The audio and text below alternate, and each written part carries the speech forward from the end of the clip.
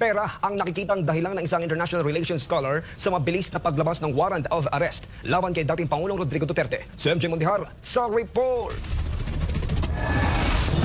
Bawas ang budget ng International Criminal Court o ICC ngayong 2025 matapos tapisan ang oversight body nito. Yan ang buod ng report ng Courthouse News Service dito nakaraang Disyembre na nagdetalye sa pagpupulong ng mga kasapi ng Assembly of State Parties na bumubuo sa Rome Statute. Sa report, nasa 195 million euros lang ang naprobahang budget ng ICC ngayong taon mula sa 202 million euros na kanilang hiningi. Pinuno na rin ng ICC dahil sa 12 imbestigasyon na kanilang inulunsad, wala ni isa ang nauwi sa trial.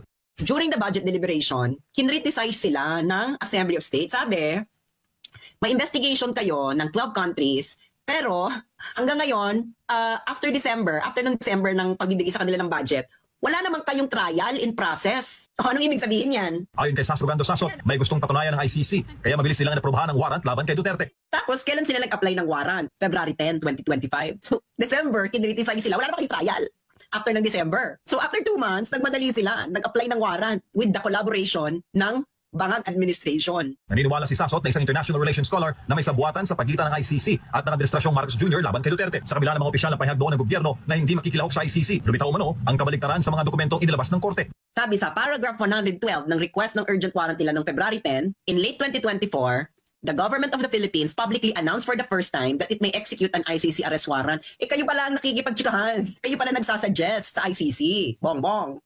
Tapos sabi nyo raw, noong late January 2025, sinabi nyo raw na i-execute nila ang ICC warrant kung ang magre-request, kung pinadaan ng request sa Interpol. So, tigilan nyo na yung sinasabi nyo, nagko-comply kayo sa Interpol. Kayo ang nag-suggest sa ICC na padaanin sa Interpol.